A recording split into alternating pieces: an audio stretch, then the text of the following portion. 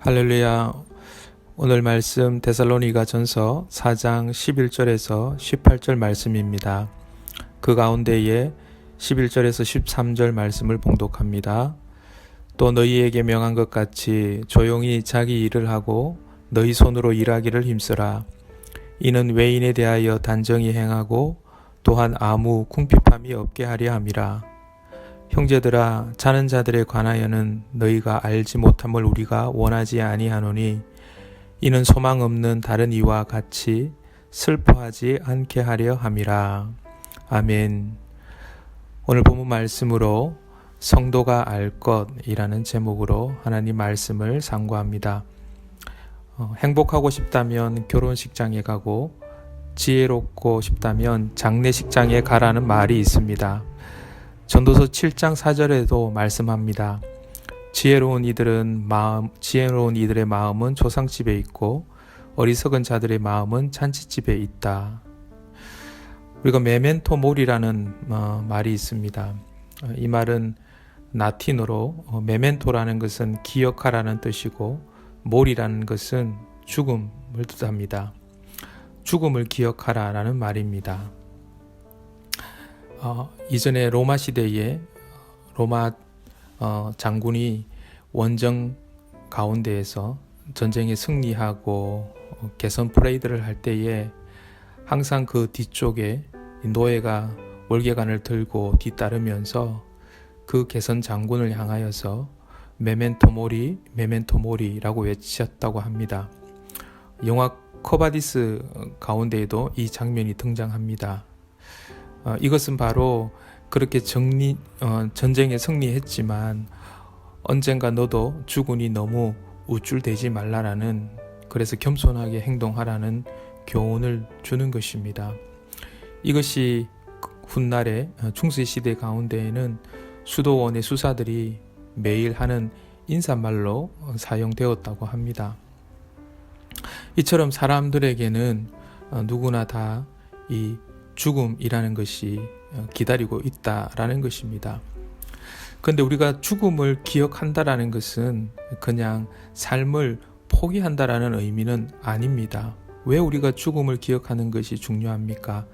사람들에게는 과거와 현재와 미래가 있습니다. 그런데 이 죽음이라는 것은 항상 우리가 미래의 일을 생각하는 것이죠. 그런데 이 미래의 일을 기억하는 것이 미래 그 자체의 의미를 주는 것은 아닙니다. 왜냐하면 인간에게 허락된 시간은 현재밖에 없습니다. 그래서 오히려 그 미래의 일을 기억할 때 우리는 지금 현재의 삶에 대해서 좀 더 바른 삶에 대한 몰입도를 높여줄 수 있다라는 것입니다. 그래서 우리가 죽는다라는 것을 기억하면 우리가 유한한 존재임을 깨닫게 되고 다시 오지 않을 수 있는 바로 이 오늘이라는 이 현재를 더 충실하게 살아갈 수 있다라는 것입니다. 그래서 우리가 그걸 또 기억하면은 우리의 삶도 일상의 잡다한 일들을 다 정리할 수 있고 제대로 된 일의 우선순위를 살아갈 수 있는 것이죠. 그래서 결국 죽음을 기억한다라는 것은 현재를 위한 바른 지침을 주기 때문에 중요한 것입니다. 죽음을 통하여 믿는 사람들이 바라보게 되는 이 현재에 대한 바른 지침이 무엇이겠습니까? 죽음에 대한 것을 먼저 한번 우리가 생각해 보기를 원합니다. 오늘 13절 말씀에 형제들아, 자는 자들에 관하여는 너희가 알지 못함을 우리가 원하지 아니하노니 이는 소망 없는 다른 이와 같이 슬퍼하지 않게 하려 함이다 라고 말씀합니다. 오늘 23절에 두 부류의 사람이 소개되어집니다. 바로 자는 자들과 소망 없는 자입니다.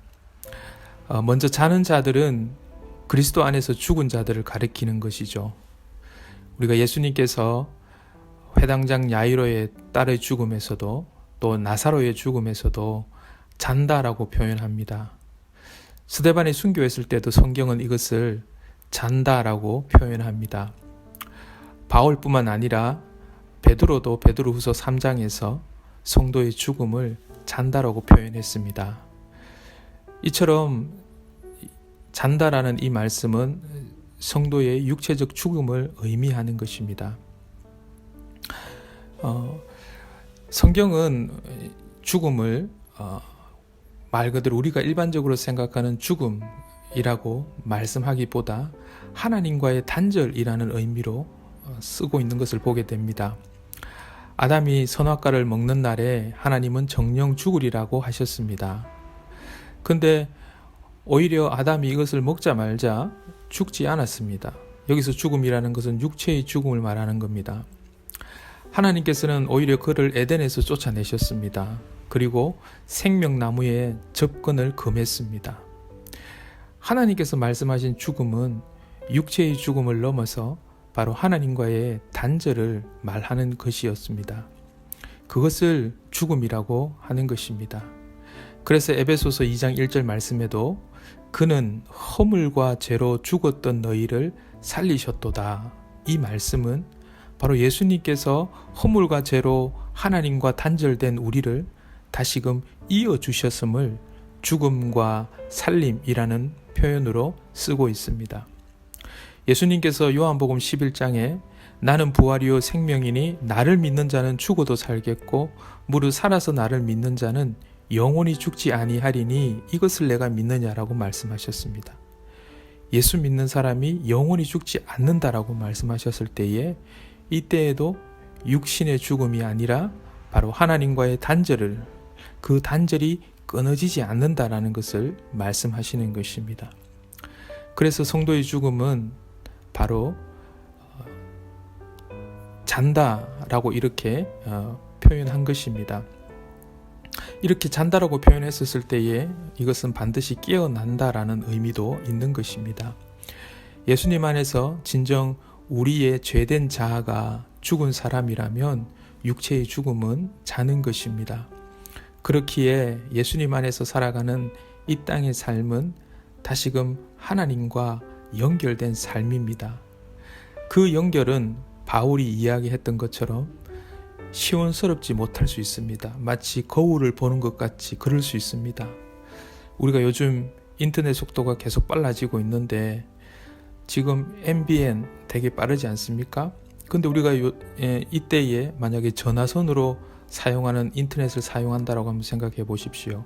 얼마나 답답하겠습니까? 이처럼 이 땅에 우리는 예수님 안에서 우리 자아가 죽은 사람은 하나님과 이미 연결되었지만 그 연결이 시원하지 못할 수는 있지만 우리는 그래도 연결이 된 삶을 시작한 것입니다. 그래서 예수님 안에서 이미 우리는 하나님 나라, 죽어서 가는 하나님 나라가 아니라 이 땅의 삶 가운데에서 그 하나님의 나라의 맛을 조금씩 맛보고 있는 것입니다. 그러니 믿는 성도는 막연히 죽어서 가는 하나님 나라만 생각해서는 안 됩니다. 우리 주변에 소위 영적인 것을 추구한다라는 그런 의미로 오늘 우리가 살고 있는 이 땅의 현실을 무시하는 그런 사람이 있습니다. 겉모습으로는 되게 신령한 것 같은데 근데 실제로 그런 사람들의 삶을 깊이 들여다보면 하나님과의 그 관계 가운데에서 신앙생활 가운데에서 성경이 말씀하는 바와 많이 다른 것을 발견하게 됩니다. 예를 들어서 우리가 부모라면 가정과 자녀들을 돌봐야 하는 것이 부모의 책임입니다. 근데 그 부모가 어떠한 일도 하지 않고 집에서 기도만 하고 성경만 보고 있다라고 한번 생각해 보십시오. 그 가정은 어떻게 되겠습니까? 물론 특수한 상황 속에서 어떠한 가정이 갑자기 아무 일도 할 수 없는 그런 어려움에 처할 수도 있습니다. 근데 그러한 특별한 경우가 아니라 처음부터 가정의 어떤 부모로서의 책임, 어떠한 노력하지 않고 여러 활동들을 포기한 삶만 살아간다면 하나님께서 뭐라고 말씀하시겠습니까? 하나님께서는 절대로 이런 신앙생활을 좋은 신앙생활이라고 말씀하지 않는다라는 것입니다. 바로 초대교회의 영지주의자들이 이런 일을 했습니다. 영적인 것은 신령한 것이고 육적인 것은 아주 값어치 없는 것이다. 이제 그런 의미인 것이죠. 사실 초대교회 당시에 가장 교회가 골치 썩었던 잘못된 가르침입니다. 그런데 지금 이 데살로니가 교회 가운데에도 이런 일이 있었습니다. 오늘 11절 말씀에 보니까 또 너희에게 명한 것 같이 조용히 자기 일을 하고 너희 손으로 일하기를 힘써라. 이는 외인에게 대하여 단정히 행하고 또한 아무 궁핍함이 없게 하려 함이다 라고 말씀합니다. 어제 우리가 하나님께서 기뻐하시는 생활이라는 말씀을 드렸습니다. 바로 거룩함과 사랑하는 것이라고 말씀드렸습니다. 하지만 사실 여기에 한 가지가 더해져 있습니다. 그것은 바로 자기 역할에 충실하게 열심히 살아가는 것입니다. 우리가 게으름은 죄입니다. 죄라는 것은 하나님의 뜻이 아니다라는 것이죠. 당시에 예수 믿는 사람들, 이제 예수님이 금방 오실 거라고 대부분 믿었습니다. 데살로니가에 있는 성도들도 예수님이 이제 곧 오실 거라고 생각했습니다. 그래서 이것을 핑계로 감당해야 할 일을 게을리하기 시작했습니다. 그래서 바울은 지금 이 성도의 죽음이 무엇이고 주님의 강림이 다시 오심이 어떤 의미인가를 말하고 있습니다. 주님 재림만 기다리다가 모든 것 다 팽개치고 살다가 죽는 사람이 있다라고 한번 생각해 보십시오. 주님의 재림만 기다렸는데 주님이 자기가 죽을 때까지 와 주시지도 않았습니다. 주님이 나를 사랑하지 않나 보다 라고 생각할 수 있고 실족할 수 있습니다. 주어진 삶도 제대로 살지 못하고 죽는 그 순간에 실족까지 경험하게 되니 얼마나 어처구니 없는 삶이 되겠습니까? 그래서 지금 사도 바울은 이것에 대해서 바른 가르침을 이야기하고 있는 것입니다. 14절 말씀에 우리가 예수께서 죽으셨다가 다시 살아나심을 믿을진대 이와 같이 예수 안에서 자는 자들도 하나님이 그와 함께 데리고 오시리라. 지금 사도 바울이 말하는 것은 예수님을 믿습니까? 예수님을 믿는다면 예수님 안에서 죽는 성도들, 그 성도들도 다시 예수님 오실 때 같이 옵니다. 주님께서 강림하실 때에 지금까지 살아서 주님을 맞이하는 것도 복된 일이지만 죽는다고 해서 죽기 전에 주님의 강림을 맞이하지 못했다고 해서 주님 앞에 복받지 못한 것이 아니다라는 것입니다. 그 주님과 같이 온다라는 것입니다. 그래서 15절 말씀에도 보면 살아남아 있는 자도 자는 자보다 먼저 죽은 자보다 결코 앞서지 못하리라 라고 그렇게 이야기하고 있습니다. 주님께서 강림하실 때에 살아서 주님 맞이하는 자나 죽었다가 다시 주님과 함께 오는 자나 같다라는 것입니다. 이렇게 서로 위로하라라는 것입니다. 사랑하는 성도 여러분, 예수님 안에서 자아가 죽어지고 예수님이 내 안에 사시는 것을 고백하는 성도는 오늘 이 하루의 삶의 의미는 무궁무진합니다. 천국의 삶의 의미가 있습니다. 성도의 죽음은 단절이 아닙니다. 이것은 내가 지금 이 땅에 사는 것과 천국에 사는 삶이 단절되었다라는 그런 의미가 아닙니다. 대충 살다가 그냥 죽어 천국 가면 달라지는 게 아니다라는 겁니다. 대충 살면서 마라나타 주 예수님 어서 오십시오 하는 것이 아니다라는 것입니다. 우리가 이 땅에 살아가는 이 삶이 주님과 연결되어져 있음을 기억해야 합니다. 주 예수와 함께 살아가는 것, 예수님과 동행하는 것, 그것은 그 어디에나 하나님 나라입니다. 오늘도 이 하나님 나라 천국의 삶을 누리시길 소원합니다. 하나님 아버지 감사합니다. 오늘도 예수님 안에서 나의 자아가 죽어지고 예수님이 우리 안에 사심으로 인하여서 우리에게 주어지는 이 땅의 삶, 일상의 삶의 그 의미와 가치를 새롭게 창조해 주시고 새롭게 빚어 주신 하나님 찬양합니다.